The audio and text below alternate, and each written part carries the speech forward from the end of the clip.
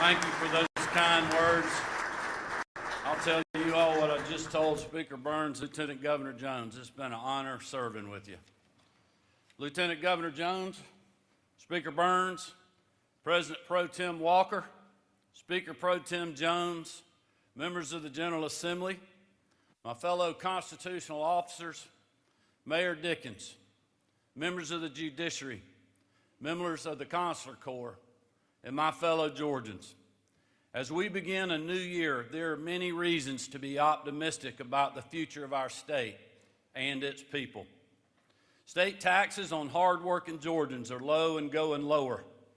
Our rainy day fund is at a record high. Our schools are fully funded.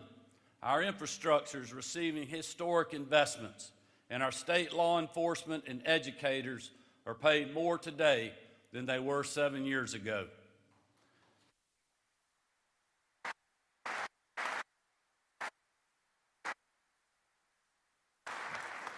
Our communities are safer. Unemployment is low. More new private sector jobs are being created every day, and businesses around the country and the world know Georgia is the place to be. Our ports are busy and growing. Our kids have some of the finest technical colleges and universities in the country to choose from, and our economy is diverse and built to last. Innovation, opportunity, hard work, and a fair shot at the American dream have a home in the great state of Georgia. There is no question the state of our state is stronger, more prosperous, and safer today than it was in January of 2019.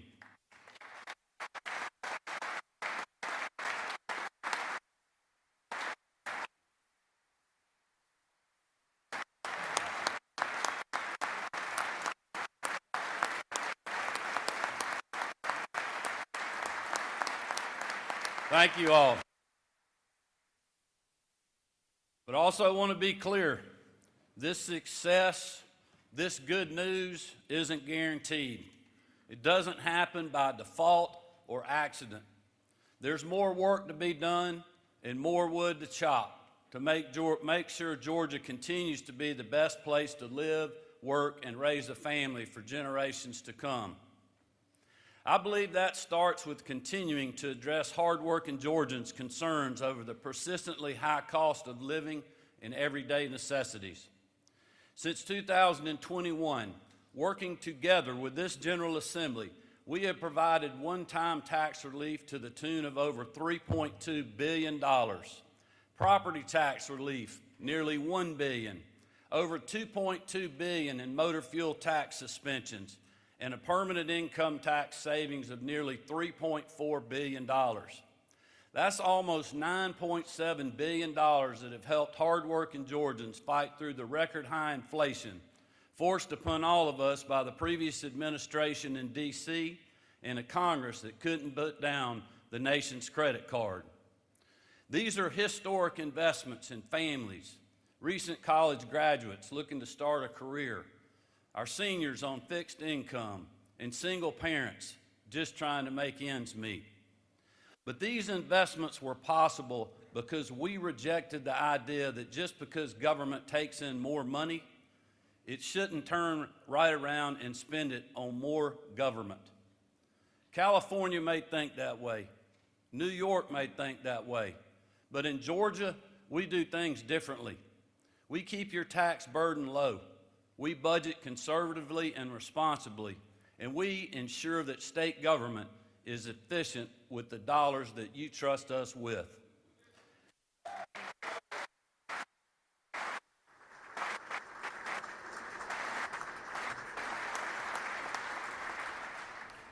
And at the end of the day, if we have more than we need, we give it back to the people who actually earned it. As Marty, the girls, and I travel all across our state, we hear from Georgians in all walks of life, hard-working people trying to put food on the table for themselves and their families. And the reality is that too many of our citizens are still struggling to make ends meet each and every day because costs are still too high. Groceries, rent, insurance, clothes for the kids, it all adds up to more than it used to.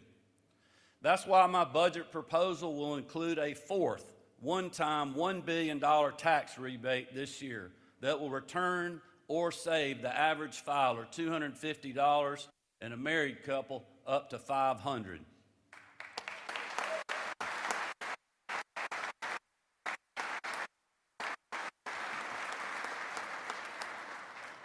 With this rebate, my administration and this General Assembly will have returned over $7.5 billion in surplus revenue to the taxpayers of our state over the last 4 years. We also know that one-time relief is a short-term solution that recognizes the state has collected more of your tax dollars than it needs to fund our priorities and save for whatever the future may bring. We must continue doing everything in our power to allow the hard-working men of our state to keep more of their hard-earned money in their pocket in the years to come. Because as I've said before, that's your money, not the government's. That's why my administration will also be proposing a further 20 basis point reduction in our state's personal and corporate income tax rate, bringing it down to just 4.99%.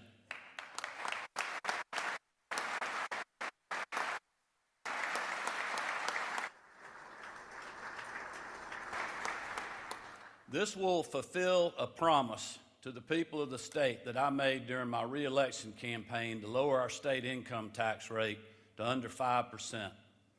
And with the General Assembly's passage and my signature, it will come a full 3 years ahead of schedule.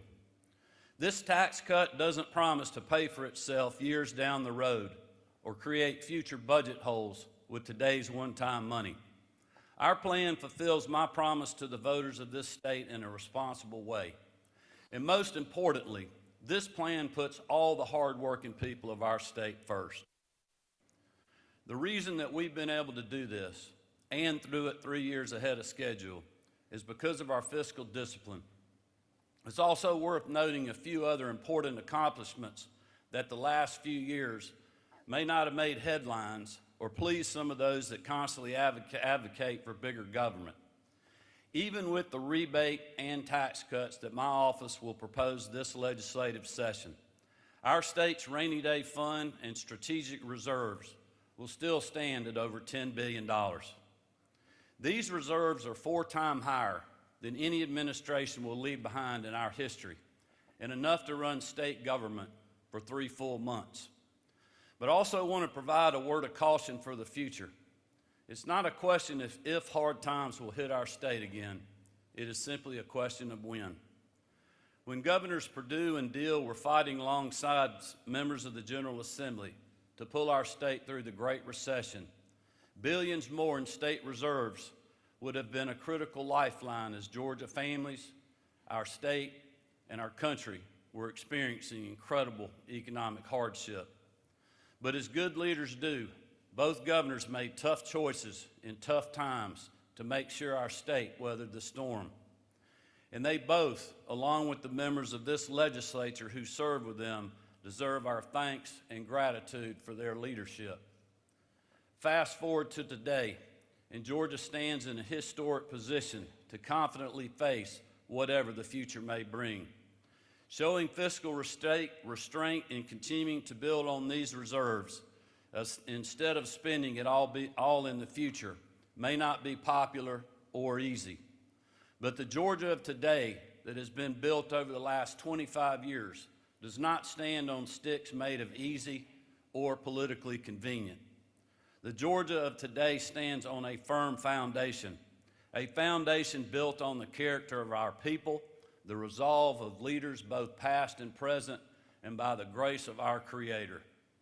So when the storms of tomorrow come, it is my hope that we will share in a commitment to keeping the state we all love on that firm foundation. Our state reserves are just one area that we have made historic strides in to set Georgia up for future success and prosperity. From the 2024 budget through the proposed amended 26 budget, $4.1 billion in capital projects have been funded through cash instead of debt.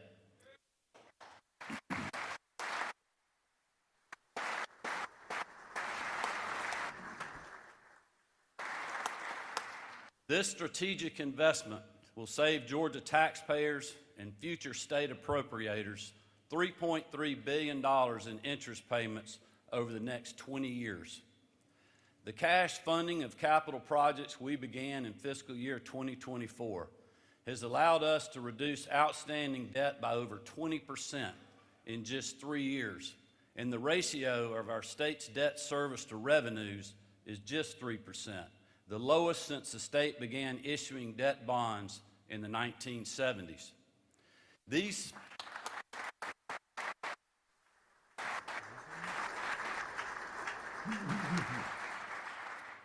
savings were all made while implementing historic tax cuts, returning billions to taxpayers, and investing over $6 billion in water, sewer, and transportation projects across the state.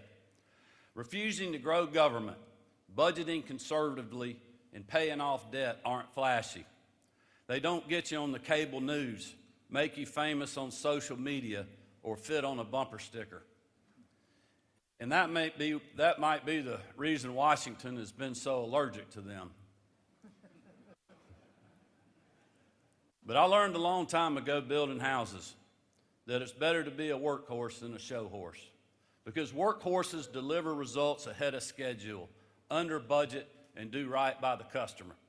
And that's exactly what we have been doing together for the people of our state.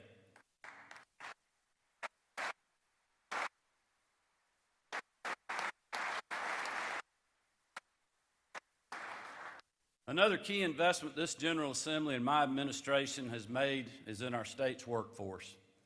During my administration, we have reduced our state employee turnover rate by over 25%, all while keeping the size of our full-time state workforce at 2019 levels. We've invested in a vital workforce, saved taxpayer dollars in training and equipping new employees, and utilized innovation and technology to better deliver state services. Our state employees have done an incredible job in unprecedented times and are one of the driving forces behind Georgia's success. That is why today I'm proposing a one-time $2,000 pay supplement for all state employees, including our educators and state public safety officers.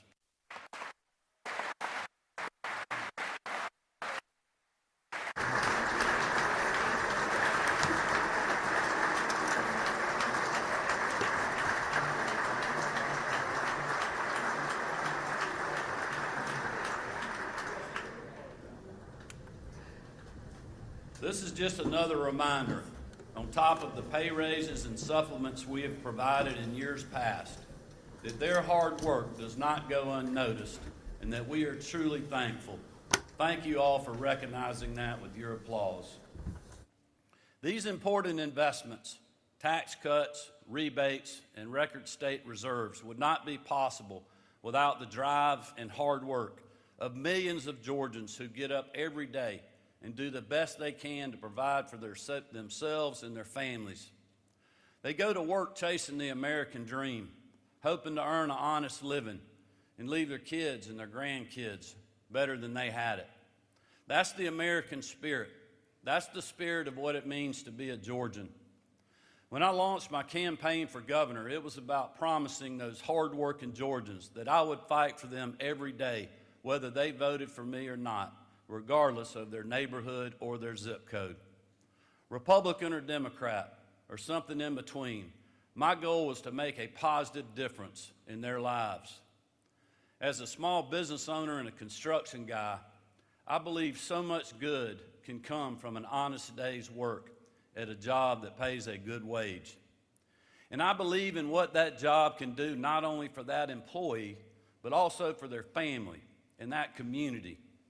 And that's why my administration from day one has prioritized economic development, job creation, and bringing investment to all four corners of our state. Over the last 7 years, Georgia has seen over 219,700 new jobs and more than $118 billion in investment from projects worked by the state economic development team. 64% of those jobs and 75% of those investment dollars are going to communities outside the metro Atlanta region.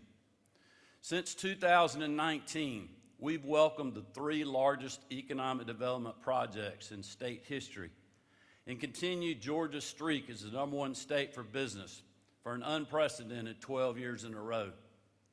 But here in the best state for business, we don't just welcome big companies. We also champion small businesses that have a big impact on local communities. A great example of that is La Regina, an Italian food production company with a facility in Alma, Georgia, that employs 110 hardworking men and women. This facility also happens to be a former bakery that went out of business years ago. To that community of less than 4,000 people, the loss of an employer like that can be devastating. But because we prioritize economic development in rural Georgia, La Regina came in and revitalized that facility and created 110 jobs that are making a real and lasting difference, with more on the way. The impact of this small business extends far beyond Alma's borders. In addition to moving plenty of goods through the ports of Savannah, La Regina also purchases local produce from over 100 Georgia farmers, including more than 40,000 pounds of onions per week.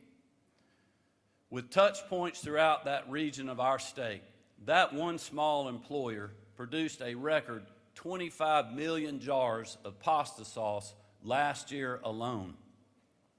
When Marty and I went to Southern Italy in 2024, we visited the headquarters of this family-owned and operated business. We talked to the men and women who have preserved their families' recipes for over 100 years, and we saw how similar their values were to the very family-owned farms and businesses here in Georgia that La Regina supports.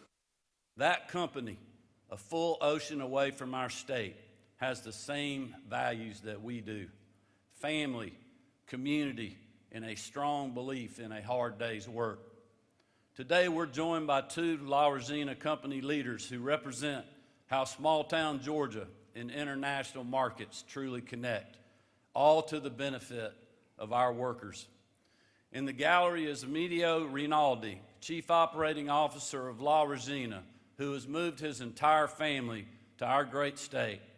He is joined by Jerry Lady, the plant manager and employee 1 for La Regina at Georgia's facility.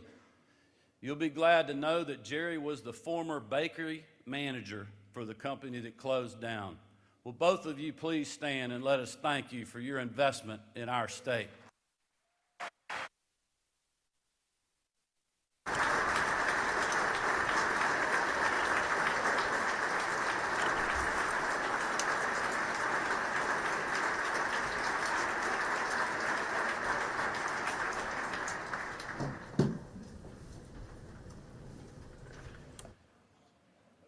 Whether the size of the Hyundai Meta plant or La Regina Food Processing Center, each project, each facility, job, or investment represents a generational opportunity for a Georgia family and their community. And one of the biggest reasons these job creators of all sizes choose Georgia is our highly skilled and reliable workforce. Over the last 7 years, we put more money toward education and workforce training programs than ever before in the history of our state. In fact, as of this current fiscal year, we have not only fully funded QBE 7 times, but added $368 million to programs and initiatives that directly prepare workers for good jobs. We've also set new precedents when it comes to school safety. Starting with the first year of my administration, we began with 3 campus security grants totaling $184.5 million, and then added $109 million into the base budget so every school system can plan for how to best keep our classrooms and all of the children in them safe. We will again fulfill that commitment in this year's budget, bringing the total amount that we have allocated to school safety during my time in office to over $511 million.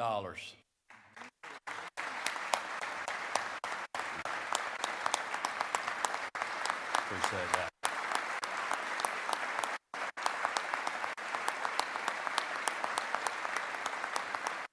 Thank y'all. Thank y'all. I also want to take a moment to also congratulate and thank the members of this body, both past and present, who joined my administration in achieving something that not many people thought was possible when I was sworn in as governor 7 years ago. In fact, when I pledged in 2018 to raise teacher pay by $5,000, I remember a former opponent of mine claiming I was making false promises to our educators across the state. Well, in a way, the media and the doubters were right. We didn't raise teacher pay by $5,000. We raised it by $9,500.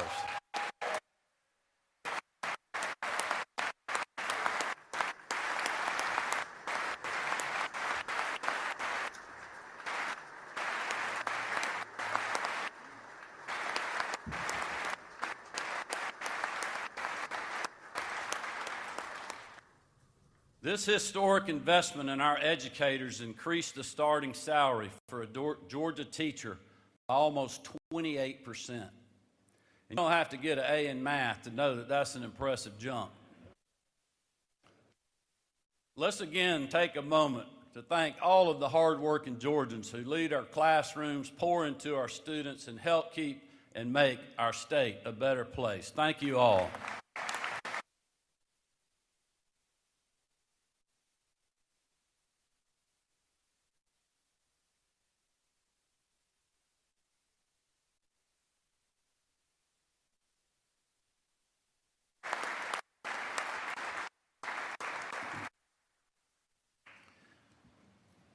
In addition to K through 12, we've also made historic investments in our post-secondary education institutions and programs while reducing costs for students and families.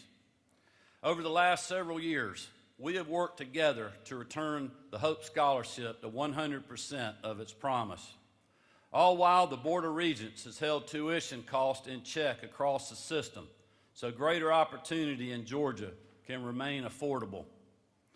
Contrast that with other states that have again and again raised costs of higher education, all while inflation reached 40-year highs under the prior administration.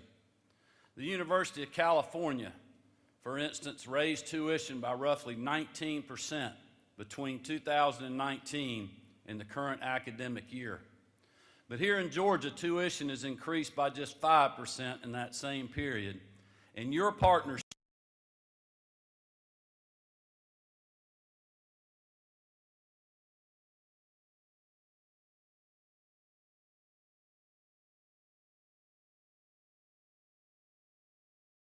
Georgia is one of the top states in the country for four-year public university affordability.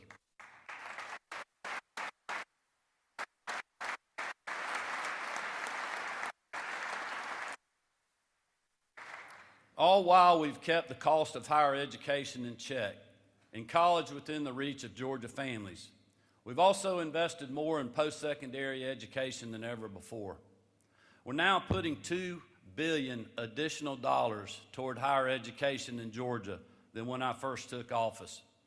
That includes $40.7 million in this year's budget proposal alone for healthcare education facilities and medical workforce training programs.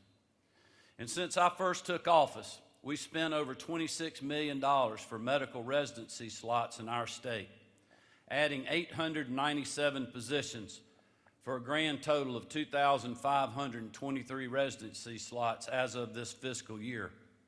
This year, my budget proposal adds another $2.1 million to further this upward trend in such a critical workforce need.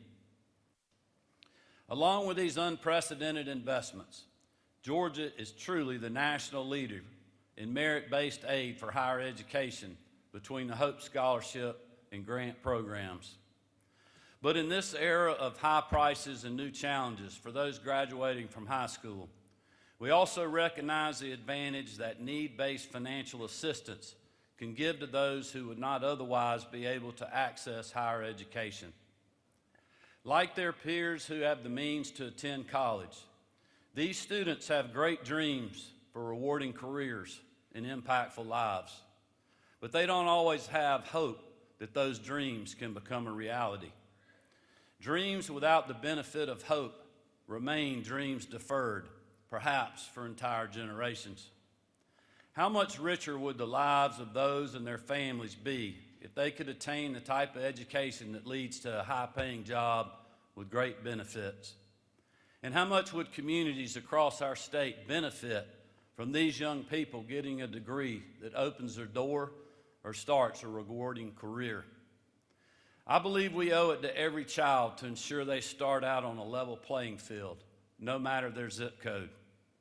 Therefore, my amended budget proposal invests $325 million in the University System of Georgia's Dream Scholarship Program, the first need-based scholarship of its kind in Georgia history.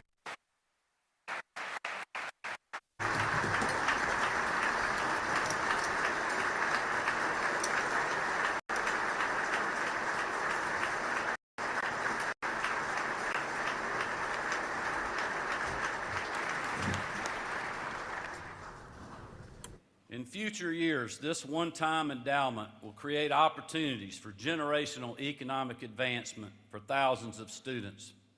And down the road, it will allow them to complete college and begin meaningful careers without the burden of crippling debt.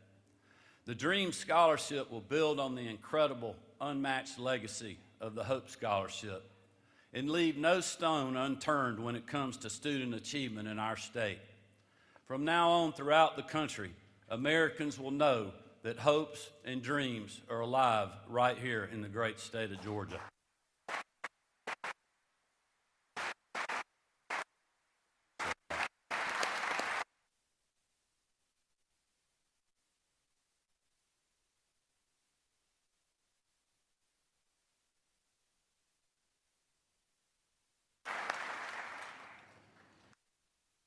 This unprecedented initiative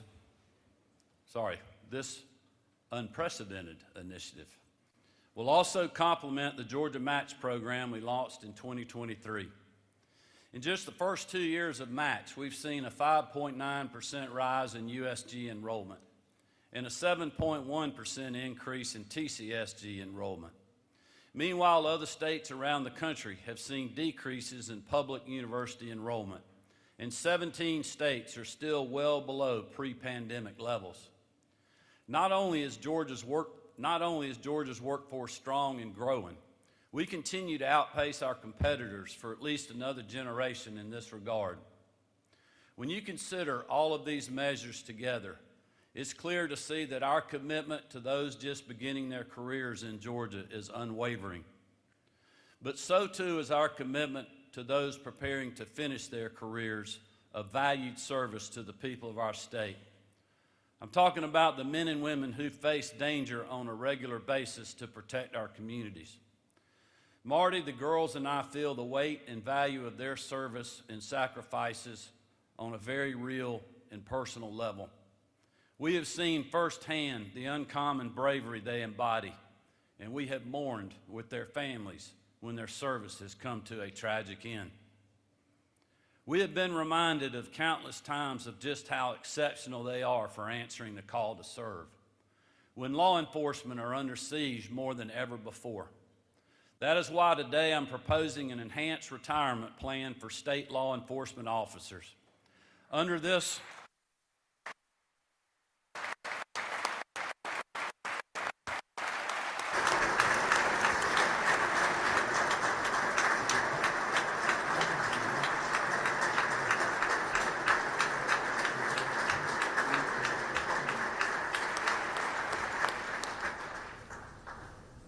Under this new model, the state would provide a higher match to the 401k savings accounts of eligible public safety officers through a steeper contribution schedule. Not only will the state's match increase at a higher rate, but will also raise the maximum percentage cap from 9% under the current plan to 15%. By year 10 of an officer's service to the state, 3 full years before they would reach the contribution cap under the current plan, they will already have obtained the new maximum match of 15%. When you contrast that to the current system, we're effectively doubling the state's contribution for state law enforcement.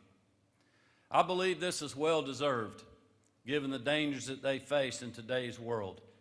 But this new model will also help us better recruit and retain brave and capable public safety officers, and will put Georgia's law enforcement retirement plan well ahead of other states.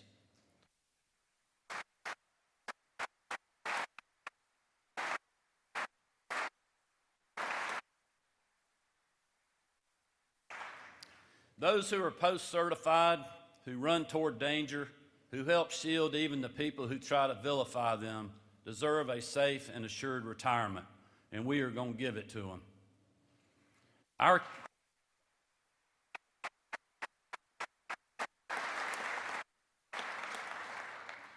commitment to law enforcement in Georgia is only matched by our unrelenting determination to go after those who operate in the evil industry of human trafficking.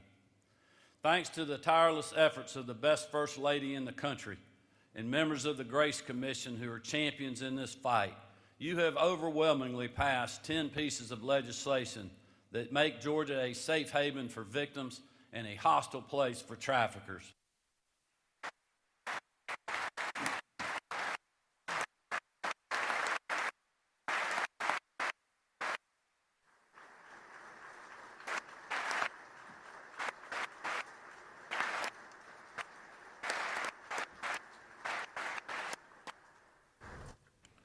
Those measures include the launch of the Human Trafficking Prosecution Unit within the Attorney General Chris Carr's office. Since its creation in 2019, that unit has secured more than 70 convictions and rescued and assisted over 200 children.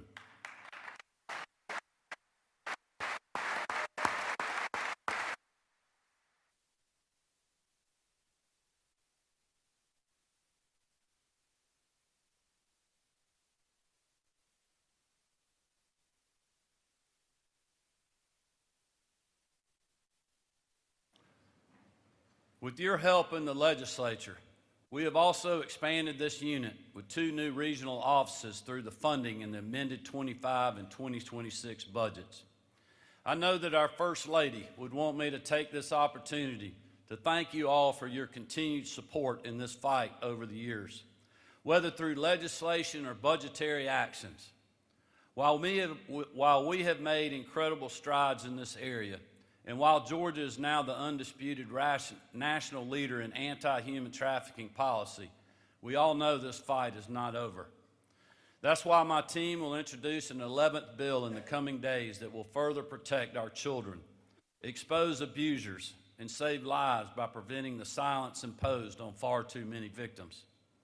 Modeled after Trey's law passed in other states, it will be just the latest reminder that no child should be a victim of such an evil act.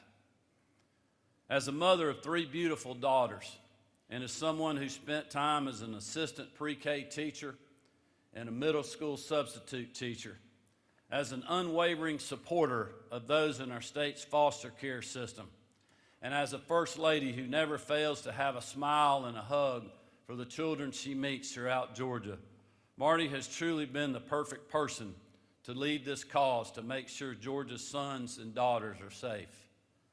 Her grace under fire, along with the work of those who have been in the trenches on this issue for decades, created a turning point in this state when it comes to identifying and stopping this crime that affects every county, yet hides in plain sight. Though our work here is now its final year, the impact of her human trafficking efforts and that of so many others in this room and beyond will be felt for whole generations. Will you join me in thanking her and all of us, all of them have been in that fight.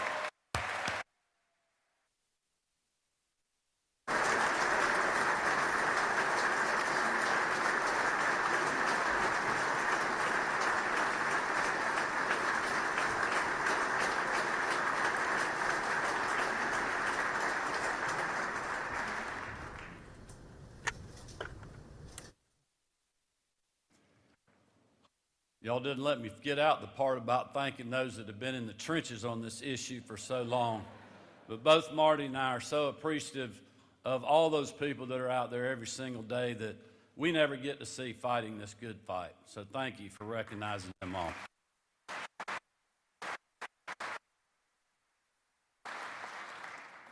Just as we have made historic progress in fighting human trafficking, we've also made monumental strides in going after violent gangs. If you'll recall, just a few short years ago, members of the Atlanta media didn't think our state faced a gang problem.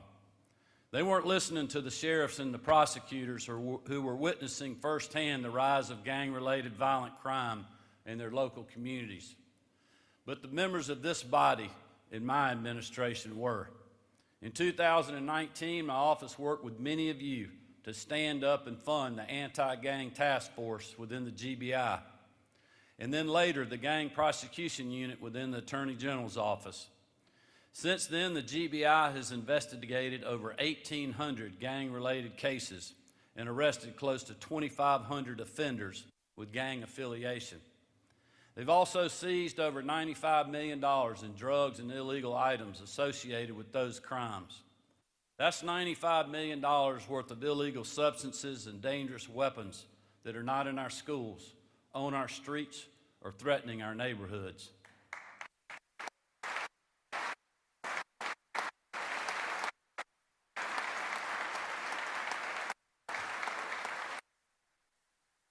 Complementing the GBI's good work, the Attorney General's Gang Prosecution Unit has also investigated and prosecuted cases in 19 counties, securing over 120 convictions across the state. We're also taking the fight to gang members and other dangerous criminals on the very streets where they operate through the Crime Suppressing Unit, now in its 5th year. With the combined resources and personnel of multiple state public safety agencies, partnering with local law enforcement, the CSU has found and arrested 1,340 wanted persons, helped take dangerous drugs off our streets by arresting 557 traffickers and carriers, recovered 1,179 stolen vehicles, and apprehended 49 murder suspects. Here is a news flash to those who try to demonize our law enforcement. This is what happens when you simply let them do their job.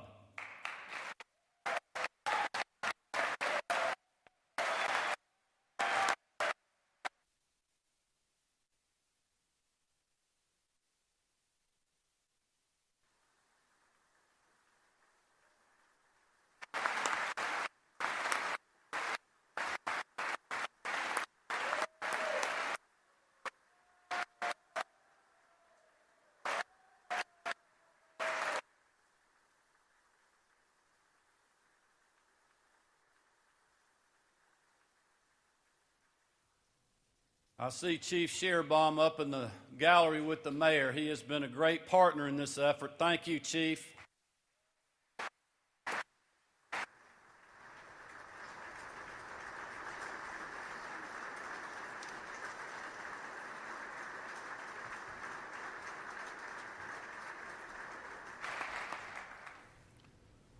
I again want to thank the men and women working in these units for their dedication to keeping our families and our communities safe. As you all know, this is my final time speaking to you in the State of the State address as your governor. Some of you may be more happy about that than others. But I hope you know that it has been an incredible honor for Marty, the girls, and me to serve as your first family. We have done this together every step of the way, and I'd like to take a moment and ask if you'd join me again in recognizing Marty and the girls for their service over the last 7 years. I love y'all.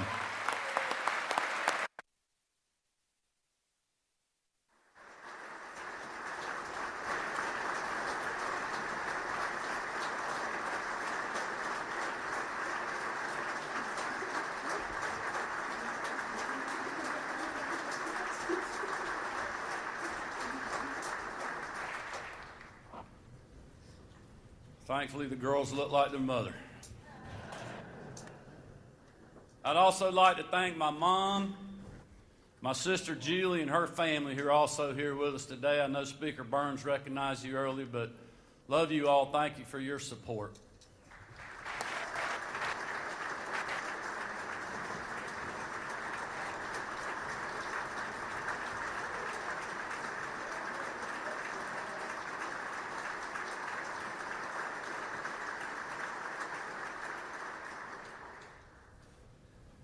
Today I've talked a lot about past accomplishments and some very important issues that I believe we must address in our final legislative session serving together. Don't be fooled, there's more work to be done over the next 37 legislative days. And for those of you who may think I'm a lame duck, just remember I have a big red pen.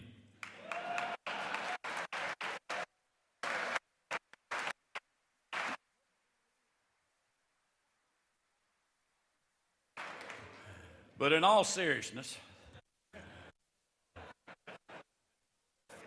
I was just thinking about what to say to my last captive legislative audience.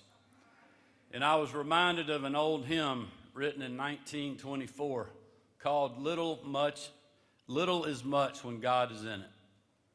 The first and second verse say the following: In the harvest field now ripen, there is a work for all to do.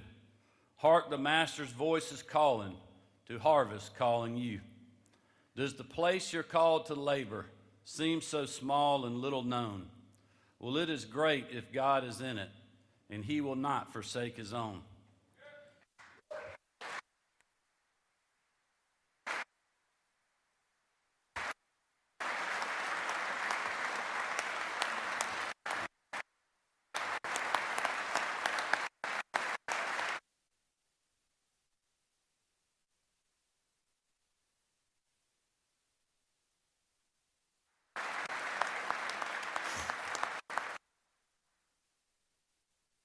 In God's Word, we have so many examples of little acts of faith reaping more than one could imagine, often done by people of lesser means or lower standing in society, but filled with God's power and guided by his design.